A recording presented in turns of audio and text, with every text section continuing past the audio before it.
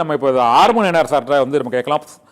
போக்குவரத்து தொழில் சங்கத்தில் வந்து பல்வேறு அந்த தொழிலாளர்களின் பிரச்சனையும் மக்களின் பிரச்சனையும் இரண்டையுமே அவர் வந்து நன்கு ஊன்றி கவனித்து வருபவர். ஆர்மன் சார், இப்போது நம்ம ஒரு பயணி காதர்கிட்ட வந்து அந்த கருத்து கேட்டோம்.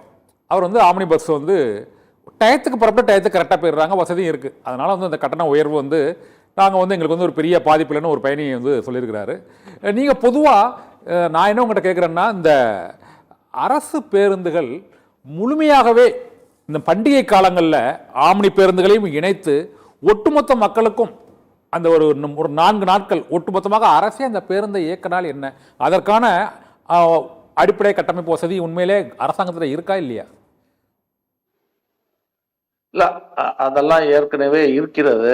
சரி, கிட்டத்தட்ட 55 ஆண்டுகளாக அரசு போக்குவரத்து கழகங்கள் இது போன்ற சேவையை செய்து வருது. இந்த ஆமினி பஸ் என்பது வந்து சமீப காலமாக வந்திருக்கக்கூடிய பிரச்சனைகள். சரி, போக்குவரத்து கழகங்களை பொறுத்தளவுல ஒரு 50 ஆண்டு காலமாக இது போன்ற திருவிழா காலங்கள், முக்கியமான காலங்கள்ல பேருந்துகளை இயக்கிட்டு தான் இருக்கிறாங்க. இதுல ஒரு முக்கியமான பிரச்சனை என்னன்னா, கடந்த ஒரு 5-6 ஆண்டுகளில் ஏற்கனவே ஓடிக்கொண்டிருந்த அரசு பேருந்துகளுடைய எண்ணிக்கை 3000 குறைந்து விட்டது. இந்த 3000 குறைந்து விட்டதை இதெல்லாம் அரசால வந்து இன்னைக்கு வந்து 3000 பேருந்துகள் எக்ஸ்ட்ரா இருந்துச்சுன்னு வச்சுங்க. 2017 இருந்த பேருந்துகளுடைய எண்ணிக்கையோட இப்போது பேருந்து எண்ணிக்கையை அரசு குறைத்து விட்டது. இந்த பேருந்து எண்ணிக்கை குறைவு வந்து இதுக்கு ஒரு முக்கியமான காரணம்.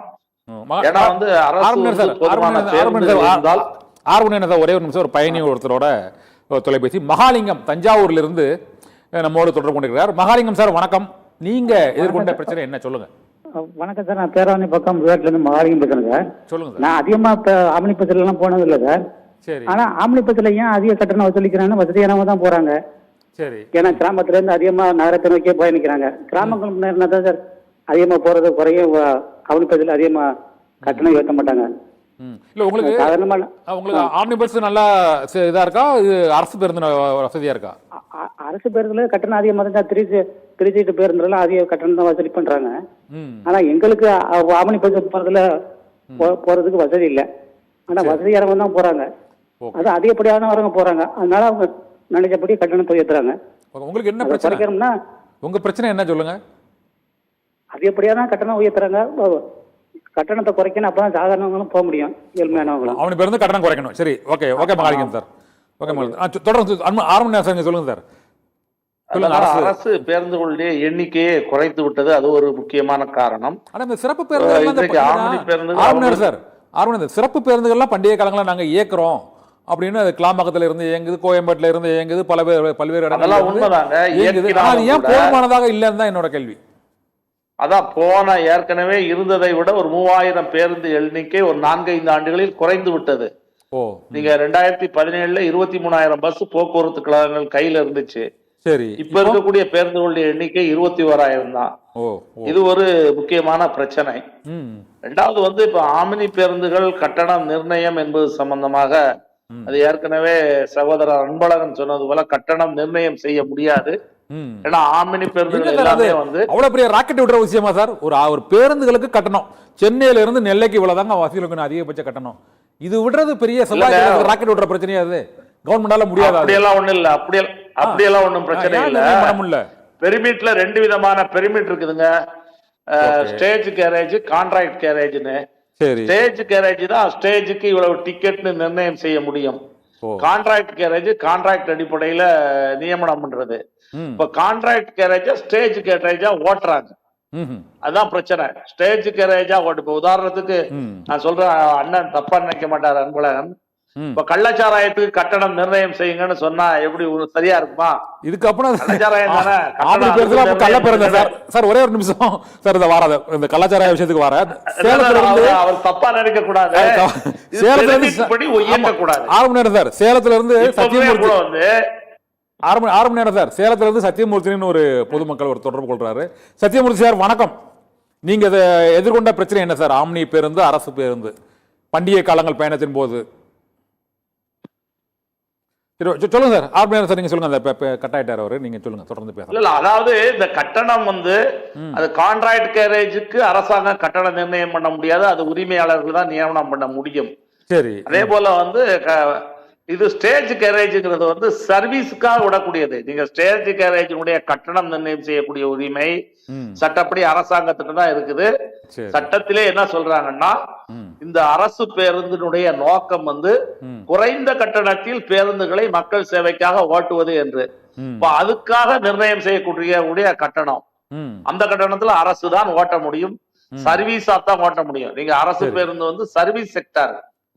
இதுல வந்து தொழில் செய்ய வர்றவங்க வந்து தொழிலை வந்து பாதுகாக்கணும், தொழிலை வந்து இது பண்ணணும்னு தான் முயற்சி பண்ணுவாங்க. இல்ல புரியுது. தொழில் செய்ய சார் சேவை சார் நான் ஒரு பயணியா உங்ககிட்ட நான் கேட்கறது என்னன்னா, நீங்க அரசாங்கம் சேவை அது தொழில் அதெல்லாம் நான் வரல.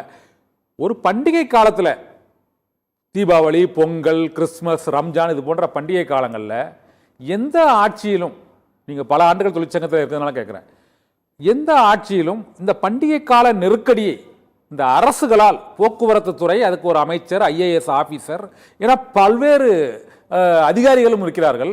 ஆனால் ஒரு பண்டிகை காலத்தில் எவ்வளவு மக்கள் நெல்லைக்கு போவார்கள், கோவைக்கு போவார்கள், தஞ்சாவூருக்கு போவார்கள், திருச்சிக்கு போவார்கள், தூத்துக்குடிக்கு போவார்கள் என்பதை வந்து அவர்களால் அது கணித்து பேருந்துகளை இயக்க முடியாதா? ஒன்று. ரெண்டாவது, அரசு கட்டணத்தை விட 2 மடங்கு கட்டணம் ஆம்னி பேருந்துகளுக்கு வைத்துக் கொள்ளுங்கள், அவ்வளவுதான். நீ 4000 ரூபா 5000 ரூபான்னு ஃப்ளைட் கட்டணம் மாதிரி இப்போ ஆம்னி பேருந்து கட்டணம் இன்னைக்கு நீங்க புக் பண்ணீங்கன்னா அதில் ஆன்லைன்லேயே பார்க்கலாம். இதை ஏன் தடுக்க முடியல? அதுதான் என்னோட கேள்வி. இல்லைங்க, அதாவது நீங்க சொன்ன மாதிரி வந்து எவ்வளவு பேர் வந்து பயணம் செய்வார்கள் என்பதை அரசாங்கத்தால் நிர்ணயம் பண்ண முடியும், கண்டுபிடிக்க முடியும். அதெல்லாம் ஒன்றும் பெரிய பிரச்சனை எல்லாம் கிடையாது. மதுரையில இருந்து நாகராஜன் ஒரு பயணி, ஆரம்ப சார், மதுரையில இருந்து நாகராஜன் ஒரு பயணி, அவரோட கருத்தில் கேட்கலாம். நாகராஜ் சார் வணக்கம் சார். நாகராஜ் சார் வணக்கம் சார். வணக்கம். உங்களோட பிரச்சனை என்ன சொல்லுங்க. எந்த கவர்மெண்ட் வந்தாலுமே சார் ஆம்னி தான் வர சொல்றீங்க. ஆம்னி பஸ் கேக்குதா? ஆம்னி பஸ் இப்ப வந்து டாக்ஸ் கூட்டிட்டாங்க, எல்லாம் கூட்டிட்டாங்க. ரெண்டாவது வந்து சென்னையில இருந்து திருநெல்வேலி வந்து வச்சுக்கோங்க.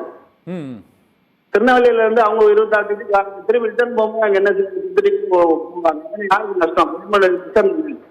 ஆம்னி பேருந்து எல்லா கவர்மெண்ட் என்ன பண்ணணும், அவங்கள வந்து நீங்க வந்து நெருக்கடி கொடுக்க கூடாது. நீங்க கவர்மெண்ட் பஸ் விடுங்க, இதுக்கு தேர்ந்தெடுத்து கவர்மெண்ட் பஸ் விட்டு ஆம்னி பஸ் பதில ஏன் சார் போகணும்?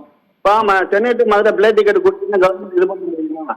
ஆம்னி பஸ் டிக்கெட் அவங்க சௌகரியத்துக்கு அவங்க வராங்க. நீங்க என்ன பண்ணணும், வேலை மக்களுக்கும் நிறுத்தர மக்களுக்கும் நீங்க கவர்மெண்ட் பஸ் வந்து அதிகப்படுத்தணும். இல்ல சென்ட்ரல் கவர்மெண்ட் வந்து ஆம்னி பஸ்ங்களே குறை சொல்லிக்கிட்டு என்ன அர்த்தம்? இன்னைக்குள்ள காலகட்டத்தில் பஸ் ஓட்டுறதே பெரியது, சாதாரண ஒரு மிடில் கிளாஸ் சொல்றேன். அப்புறம் கவர்மெண்ட் வந்து அந்த ஆம்னி பஸ் குறை சொல்லாம நீங்க அந்த கூட்டத்தை கட்டுப்படுத்துறதுக்கு என்ன பண்ணணும், எக்ஸ்ட்ரா பஸ்ஸை விடுங்க. அதுதான் சார் என்னோட கோரிக்கை சார். ஓகே ஓகே ஆர்மநேரம் சார், நீங்க சொல்லுங்க சார். ஆர்மநேரம் சார் சொல்லுங்க சார். அதான் இந்த எவ்வளவு பயணிகள் போவாங்கன்னு நிர்ணயம் பண்றது ஒரு பெரிய பிரச்சனை இல்லைங்க. சரி. பட் ஒரே ஒரு சிக்கல் என்னன்னா, அந்த பயணிகள் பூரா 2 நாளையில போகணும். 2 நாளைக்கெல்லாம் பேருந்து வந்து தயார் பண்றது யாரை பொறுத்தளவிலே கஷ்டம்தான். நாங்க அரசாங்கத்துக்கு சில ஆலோசனைகள் சொன்னோம்.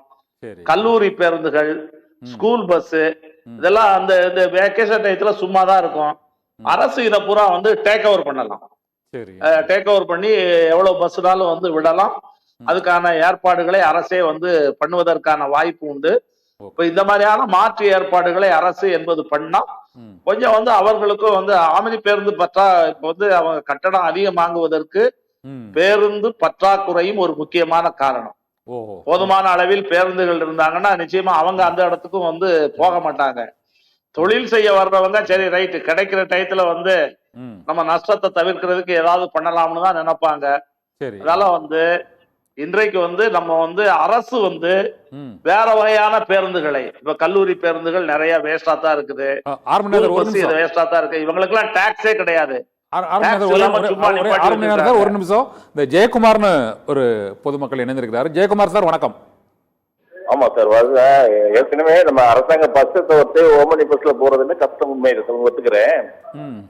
அரசாங்கம் அந்த தளத்துல ரயில்வேல மட்டும் இந்த நிமிஷத்துக்கு 100 இப்படி ஏற்றிட்டு இருக்காங்களா சார்? அதுலயும் எங்களுக்கு போக முடியாத ஒரு வசதி இல்லையே, எப்படி சார் செய்யறது? ட்ரெயின்ல வசதி இல்லைங்கிறீங்களா? ஆமா, ட்ரெயின்ல உங்களுக்கு சூப்பர் ட்ரெயின்ல ஆம்னி ட்ரெயின் இல்லையா சார்? அது தனியார் ட்ரெயின் இல்ல, ஒரே ட்ரெயின் தான், சென்ட்ரல் கவர்மெண்ட் ட்ரெயின் தான். அதனால அது எண்ணிக்கை கூப்பிடுவது கட்டணம் அங்க உயர்த்தலையே, 3 மடங்கு கட்டணம் உயர்த்திருக்காங்களா பொங்கலுக்கு ட்ரெயின்ல? இல்ல சார், இப்ப வந்து தக்கல்ல வந்து ஒரு தக்கல் வந்தது, இப்ப சூப்பர் தக்கல் போட்டு அதை நிமிஷம் ஏத்துறாங்கல்ல. ஓ, அந்த தக்கல் நீங்க பதிப்போடும் அது இப்போ இல்ல, எப்பவுமே இருக்காது. என்ன எப்பவுமே இருக்கு அந்த பிரீமியம் கட்டணங்கிறது, எப்பவுமே இருக்கு. அது உண்மையிலே பெரிய பாதிப்பு. அரசாங்கம் ஜனங்களுக்கு ஒரே சீராக்கிறல்ல சார். ஓ, சரி சரி. சரி, உங்க கருத்து ஏற்க ஞானராமன், நீங்க சொல்றது சரிதான். அந்த பிரீமியம் கட்டணத்துல பாதிக்கப்படுறீங்க, அதிக கட்டணம் வசூலி போய் தவறுங்கிறீங்க, சரியா? ஓகே. ஆமா, அது தவறு. அப்ப அரசாங்கமே நமக்கு மக்களுக்கு உரிமைங்கிற போது ஆமணி குத்தியாரை கேட்கறது நமக்கு என்ன ரைட்ஸ் இருக்கு? நான் சொல்றேன். Okay okay. ஒரு அவசரத்துக்கு பிரேக்ல போனா அவன் நிமிஷம் டிக்கெட் ஏத்துறான். சரி, okay okay. Jayakumar, okay. Jayakumar, okay okay, நன்றி சார். உங்க புரிஞ்சுது. அடுத்து நம்ம ஒரு இளங்கோ திருச்சியில இருந்து இணைஞ்சிருக்கிறாரு. இளங்கோ, சொல்லுங்க இளங்கோ. சார் வணக்கம் சார். சார், அந்த ஆம்னி பஸ் கவர்மெண்ட் பஸ்ஸுக்கு பப்ளிக் டிரான்ஸ்போர்ட்டுக்கு வித்தியாசம் எல்லா பேருக்குமே தெரியும் சார். சரி. பப்ளிக் பெரும்பாலும் தெரியுதா என்னன்னு தெரியல. ஆம்னி பஸ்ன்றது ஒரு கான்ட்ராக்ட் கேரேஜ். சரி. அது சிம்பிளா சொல்ல போனா ஒரு 40-50 பேர் சேர்ந்து ஒரு டூர் போறோம்னு வச்சுக்கோங்க. அப்போ வந்து நம்ம எல்லா பேரும் சேர்ந்து ஒரு பஸ்ஸை புக் பண்ணி போற மாதிரி தான் அந்த ஆம்னி பஸ் அப்படின்ற ஒரு இது. அதுக்கு டாக்ஸி மற்றதெல்லாம் வந்து வேற மாதிரி இருக்கும். பப்ளிக் டிரான்ஸ்போர்ட்டுக்கு வந்து கவர்மெண்ட் பிக்ஸ் பண்றது. இப்போ பிரைவேட் பஸ் இருக்கு, டிஎன்எஸ்டிஸ் இருக்கு, அதுக்கெல்லாம் வந்து டாக்ஸஸ் வந்து கவர்மெண்ட் பிக்ஸ் பண்றாங்க.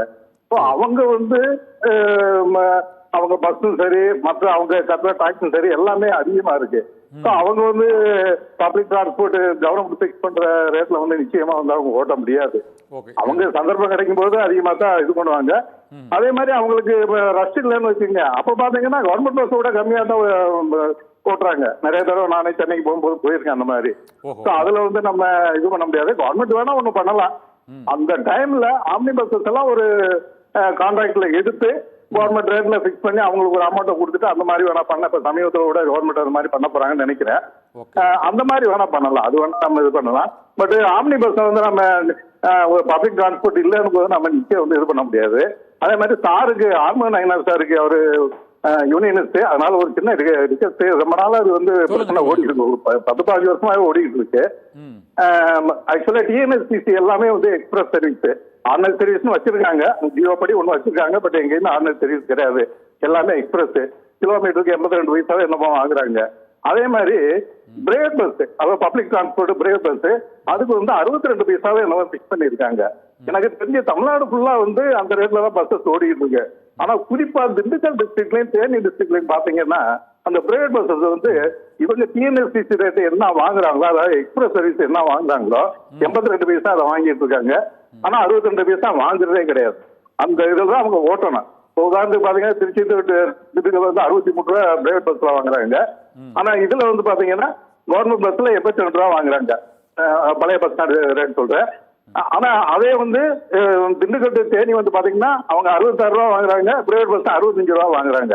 இது ரொம்ப நாளா எனக்கு தெரிஞ்சு 2011 அப்ப ரிவைஸ் பண்ணும்போது அப்ப இதே மாதிரி தான் பண்ணாங்க. பேருக்கு ஒரு மாசம் மட்டும் கம்மியா வாங்குவாங்க, அதுக்கடுத்து பாத்தீங்கன்னா கூட்டிக்குவாங்க. அதுக்கடுத்து 2016 17 ரிவைஸ் பண்ணும் போதும் அதே இதை பண்ணிக்கிட்டு இருக்காங்க. ஆனா இது வரைக்கும் யாருமே வந்து அதை இது பண்ணல. சார் வந்து யூனியன் சார், அவர் அது கொஞ்சம் மினிஸ்டர் சொல்லி அது கொஞ்சம் பண்றேன். இதெல்லாம் பார்த்தோம்னா ஆம்னி பஸ் கவர்மெண்ட் பஸ்ஸே கொள்ளையடிச்சிட்டு இருக்காங்க அப்படின்னு தான் நம்ம இது பண்ண முடியும் அப்படின்றது அது. ஏன்னா அவங்க வந்து ஆர்டினரி பஸ்ன்னு ஒரு ஜியோல ஒரு இதை இது பண்ணிட்டு இன்னைக்கு வரைக்கும் எங்கேயுமே ஆர்டினரி பஸ்ஸே கிடையாது. எல்லாம் 82 பைசா ரேட்ல தான் ஓடிக்கிட்டு இருக்காங்க. பதில் சொல்லுவாங்க, சொன்னது அவருக்கு புரிஞ்சுட்டு உங்களோட கேள்வி கேட்டார் அவரு. சொல்லுங்க சார். அதான் கடைசியில வந்து நம்மளுடைய இவர் சொன்னது உண்மைதான். நாங்களே வந்து மேனேஜ்மெண்ட் என்ன சொல்றோம்னா இது தப்பு அப்படின்னு வந்து சொல்றோம். ஏன்னா இப்ப உதாரணத்துக்கு வந்து இப்ப மதுரையில இருந்து சேலம் போறது வண்டிக்கு வந்து எக்ஸ்பிரஸ் கட்டணம். அதே பேசஞ்சர் மதுரையில இருந்து திண்டுக்கல் வந்தாருன்னு வச்சுக்கோங்களேன், அவற்றையும் எக்ஸ்பிரஸ் கட்டணம் தான் வசூல் பண்றாங்க. ஆனா பிரைவேட் பஸ்ல வந்து எக்ஸ்பிரஸ் கட்டணம் இருக்காது. மதுரையில இருந்து கார்பரேஷன் வண்டியில வந்தா கட்டணம் அதிகமாகவும், பிரைவேட் பஸ்ல வந்தா கட்டணம் குறைவாகவும் இருக்கும். இதையெல்லாம் வந்து நீங்க வந்து சரி பண்ணணும் என்று பல முறை நாங்களும் மேனேஜ்மெண்ட்ல பேசி இருக்கிறோம். அவரு சொல்லக்கூடிய கருத்து என்பது கரெக்ட் தான். இப்ப இந்த இதன் மூலமாகவும் நாங்க மீண்டும் வந்து அரசாங்கத்துக்கு அந்த கோரிக்கையை வைக்கிறோம். அப்புறம் முதல்ல பேசிக்கிட்டு இருந்த விஷயத்தை பொறுத்தளவுல பேருந்து இந்த மாதிரியான ஸ்பெஷல் காலங்கள்ல அரசாங்கம் பேருந்து பற்றாக்குறையை குறைக்க சார் கூடுதல் பேருந்து கல்லூரி பேருந்துகள் சார் கூடுதல் பேருந்து தான் இயக்குறாங்களா? 300 கூடுதல் பேருந்து இந்த முறையே வந்து 2300 கூடுதல் பேருந்துகள்லாம் இயக்கிருக்காங்க. அந்த அறிவிப்புகள்லாம் வெளியிட்டுதாங்களா சார்? 17,000 பேருந்து இயக்கப்படுது அப்படிங்கிறது தானே பிரச்சனையே. அதாவது 10 என்ற சூழ்நிலையில் பல நூற்றுக்கணக்கான கல்லூரி பேருந்துகள் இருக்கிறது, ஸ்கூல் பஸ் இருக்குது. அவங்களுக்கெல்லாம் வந்து ஃப்ரீ தான், அதாவது டாக்ஸே வந்து ரொம்ப கம்மியான டாக்ஸ் தான். இந்த மாதிரியான பப்ளிக் யூஸுக்கு அவங்களை பயன்படுத்தலாம். சில ஸ்டேட்ல அப்படி பயன்படுத்துறாங்க. பயன்படுத்தினா கொஞ்சம் வந்து ஆமினி பஸ்ஸும் சரி காம்படிஷன் அதிகமா இருக்குதுன்னு சொல்லி கட்டணம் அதுக்கு ஏத்த மாதிரி வந்து குறையும். அதனால அரசாங்கம் தான் இதை முறைப்படுத்தணும். அரசாங்கம் இதை முறைப்படுத்தாம இருக்கிற வரைக்கும் இந்த பிரச்சனைகள் தொடர்ந்து நீடிக்கும். நாங்க தொடர்ந்து அரசாங்கத்தை வலியுறுத்திக்கிட்டு தான் வந்து இருக்கிறோம் அப்படிங்கிறது தான் நான் சொல்ல வேண்டிய கருத்து. ஓகே, ஆரம்பம் சார், நீங்க உங்களோட கருத்து சரியானதா என்பது இப்போது 100 பொதுமக்கள் ஒருவர் நம்மளோட தொடர்பில் இருக்கிறார், அவர் பேசலாம். வணக்கம் சார். நாகமுத்து வணக்கம். ஹலோ வணக்கம், சொல்லுங்க சார். சொல்லுங்க சார், நீங்க எதிர்கொண்ட பிரச்சனை என்ன சார்? இந்த பேருந்து பயணத்துல எதிர்கொண்ட பிரச்சனை சொல்லுங்க சார். இப்போ வந்து தமிழக அரசு வந்து இந்த போக்குவரத்து ஒரு புதிய உத்திய கையாளணும். புதிய உத்தி எப்படி கேட்டீங்கன்னா, தீபாவளி, பொங்கல் கேக்குதா? சொல்லுங்க சொல்லுங்க. தீபாவளி, பொங்கல் காலகட்டங்கள்ல அப்ப எங்க பகுதி இருக்கு பாருங்க, நாகப்பட்டினம் அந்த கடற்கரையோட பகுதிகள் இருக்கு பாருங்க, இதுக்கு வந்து ஒரு ஸ்பெஷலா ஒரு பஸ் விடணும்.